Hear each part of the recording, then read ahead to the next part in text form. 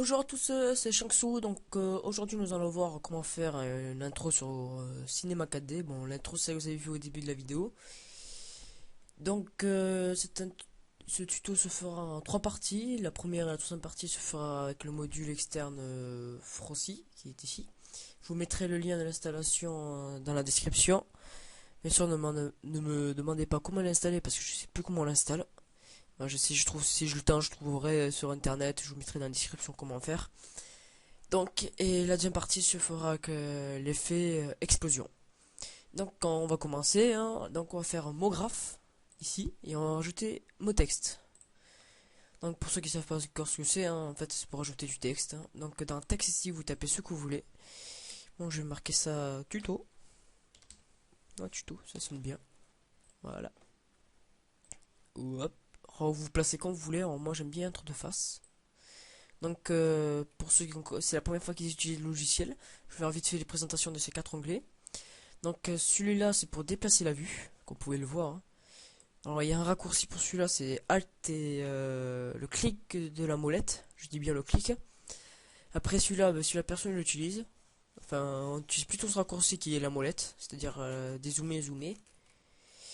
Celui-là qui est assez utilisé aussi, c'est on peut se déplacer sur les côtés, là, comme une rotation en fait.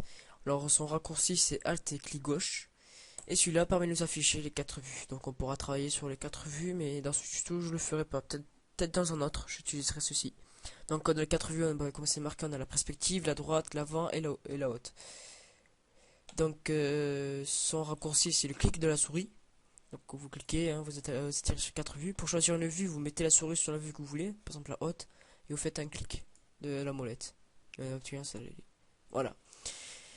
Donc maintenant que c'est vite fait et bien fait, que ceci est représenté. Une fois qu'on va ajouter le texte, on va utiliser, on va lui mettre des couleurs. Je pense que ce serait bien.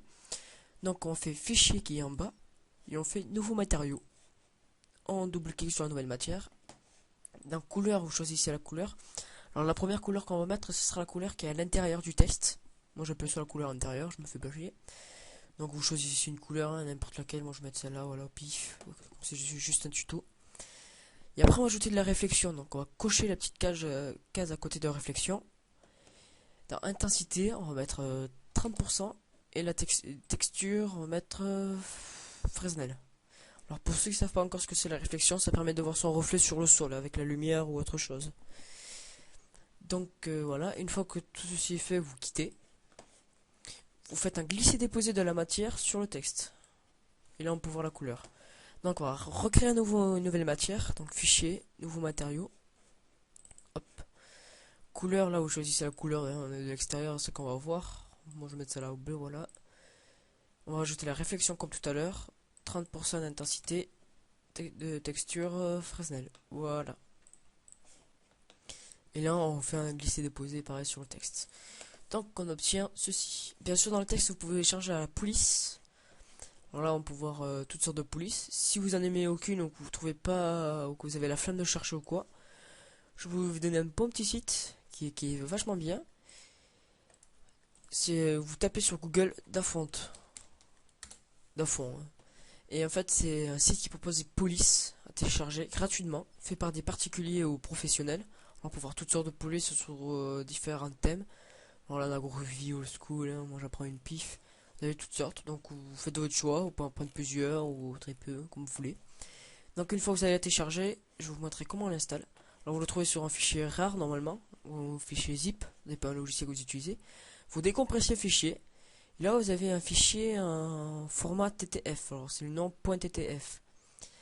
Alors sur Seven et Vista vous faites un clic droit dessus et vous faites installer. Bon, moi il est déjà installé donc c'est moi qui m'affiche ceci. Normalement ça s'installe en espace de 1 seconde. Et pour XP, il faut copier le fichier, aller dans poste de travail, disque local, Windows, fichier Windows qui est par ici, là. Et ensuite vous allez dans fond, FONTS. Et là vous avez toutes les écritures de votre ordinateur. Et là vous faites tout droit coller. Moi comme j'ai dit tout à l'heure, il est déjà installé donc c'est pas la peine. Et vous trouverez la police que vous avez installée, vous la trouverez sur Word, Excel, tout ce qui est en traitement de texte en fait. Donc une fois que vous avez votre police, hein, vous redémarrez Cinema 4D pour la voir. Alors après vous choisissez Moi, je vais prendre... Ouais, lui, j'aime bien. Voilà, hop. Alors, pour réduire la taille, si vous voulez, il ne faut surtout pas utiliser la taille ceci, car ça ne réduit pas le texte, en fait. Moi, dans tout le cas, moi, ça ne le réduit pas. Et ça peut engendrer des problèmes dans le tuto ou pour autre chose. Donc moi, le moyen que j'ai trouvé pour réduire le texte, c'est réduire la hauteur. Et là, on le réduit. Alors vous mettez à ce que vous voulez, hein, ce que bon vous semble. Donc on obtient ceci. Donc maintenant, on va utiliser le playing Frosty. Donc on sélectionne le texte, on fait module externe et Frosty. Dans pièce, au lieu de 2, on va mettre 40. Là. Et après, vous faites là. Et en fait, le playing il va découper chaque lettre en 40 pièces. Alors il faut savoir que plus le texte il est long, et plus ça sera long bien sûr. Et ça dépend aussi de l'écriture. Donc voilà, hein, là c'est vite fait, c'est tout petit, c'est bien. Ça m'arrange. Voilà, c'est fini. Alors là on va pouvoir vite fait les 40 pièces de chaque lettre. Donc nous avons ceci, c'est chaque lettre. Donc ce que vous pouvez faire là, il y en a beaucoup qui le font dans certaines vidéos, c'est de prendre chaque lettre et cliquez ici sur les deux souris qui forment un cercle. En fait, on peut avoir un espèce de cercle. Ça change l'orientation de lettres. Donc, vous pouvez faire comme ceci. Voilà, hein, faire n'importe quoi, ce qui vous semble. Alors, moi, j'ai pas d'imagination, donc j'utilise pas vraiment ça. Je vous montre juste comme c'est un tuto. Si vous avez l'imagination, hein, lâchez-vous. Hein. Voilà, hein, n'importe quoi, ça fait l'affaire. Voilà, hop. Et vous cliquez sur la souris ici. Donc ce que j'oublie de vous faire, ce qui est pas très grave, on va ajouter un sol et un mur. Donc pour ajouter un sol, on voit la petite lumière ici avec les flèches, on va rester cliquer dessus. Là une sous-fenêtre s'ouvre. Alors dans cette sous-fenêtre, on va utiliser le sol, la caméra et la lumière. Donc d'abord le sol, hop là, voilà, et là on a un sol. Puis on va ajouter le mur. Alors le mur en fait ce sera le sol qui sera tourné. Donc on va rajouter un autre sol. Là on va voir sol, c'est le sol du début, et le sol 1 qui va être mur en fait.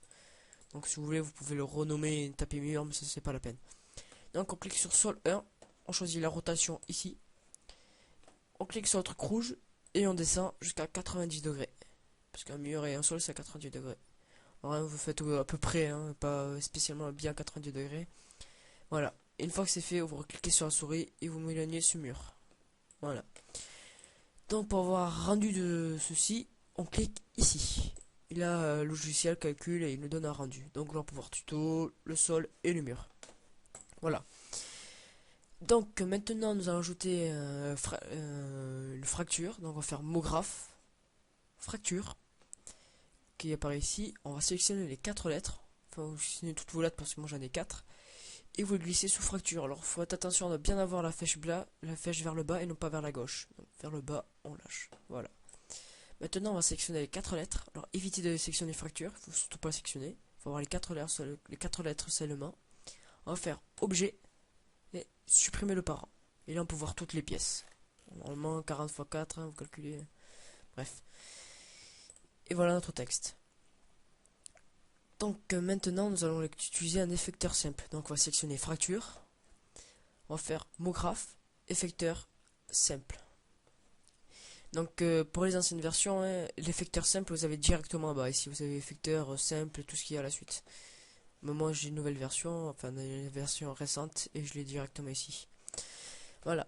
Donc je vais vous dire à quoi il sert l'effecteur un peu plus tard. Donc déjà on va paramétrer l'effecteur. Donc on va cliquer sur simple. On va aller dans atténuation. Format fini, on va plutôt mettre linéaire. Avec l'atténuation de 100%. Alors là déjà pour voir que le texte il est fracturé, pour voir la couleur qui est à l'intérieur. Moi j'ai choisi violet. Donc après atténuation on va aller dans coordonnées, dans rotation.h, au lieu de 0 on va mettre 90. Voilà. Après on va dans paramètres, p.y au lieu de 100 on va mettre 0. Dans mode de transformation relative on va plutôt mettre absolu.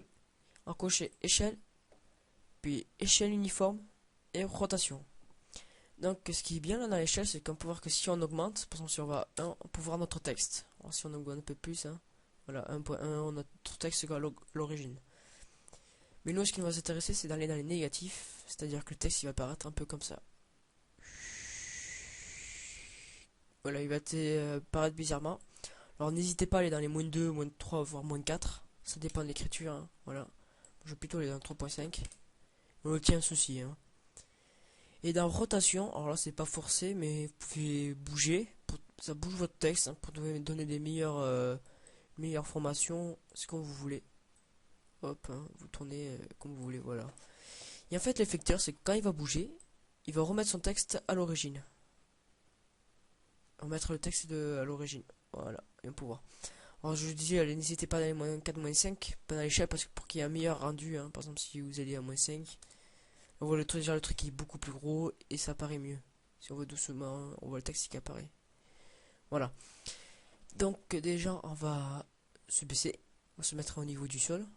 Voilà. Et là on peut voir déjà que le truc est déjà encastré, mais on va l'encastrer un peu plus. Dans P.Y, on va réduire pour que ça s'encastre bien dans le sol. Voilà. Et là on peut monter. Et là on peut voir déjà qu'il est bien encastré dans le sol. Comme ça quand l'effecteur y passe. Voilà. Après c'est pas forcé, vous pouvez mettre plus haut. Hein. Vous pouvez mettre beaucoup plus haut. Dans la base il est à 0. Mettre beaucoup plus haut. Merde. Voilà. Comme ça quand on passe. Voilà, on voit ceci. Bon, nous utilisons fourci. Maintenant, on va... Sur facteur simple, on va le faire déplacer tout seul, bien sûr. Donc, ici déjà, normalement, c'est à 90. Vous allez mettre 400 pour avoir un meilleur marge de travail. Comme ça, au moins, on est sûr qu'on aura de la place. Ensuite, vous cliquez ici pour se mettre à 0. Alors là, vous réduisez un peu. Vous mettez l'effecteur à gauche du texte. Vers ici. Et on va pas commencer à 0, on va plutôt commencer à 40. Je vous dirai à la troisième partie pourquoi. On va commencer vers plutôt 30-40. Voilà. Et on va ajouter une image clé. Voilà. Puis vous allez à droite du texte. Alors déjà non, d'abord vous allez déplacer ça vers les 80. Voilà. Et vous allez vous déplacer à droite du texte. Voilà, ici. Et vous ajoutez une clé. On peut voir que si on se met au début et qu'on fait paye, le truc qui va bouger tout seul. Alors si vous trouvez que c'est trop rapide, vous prenez la dernière clé et vous la mettez beaucoup plus loin. Et si vous trouvez au contraire que c'est trop lent, vous les rapprochez. Donc moi je mettrai 110. Hop là, on fait play. Alors, je trouve encore que c'est beaucoup trop rapide. 150. Voilà, là c'est bon. Voilà. Donc c'est sur ça qu'on va se quitter pour la première partie du tuto. Je vous vois donc pour la deuxième partie. Là on verra, là on pourra ajouter l'effet bombe, enfin explosion, avec le T-Sample bombe. Donc je vous dis à tout de suite. Et merci d'avoir visionné cette vidéo et n'oubliez pas de mettre un j'aime s'il vous plaît. Merci.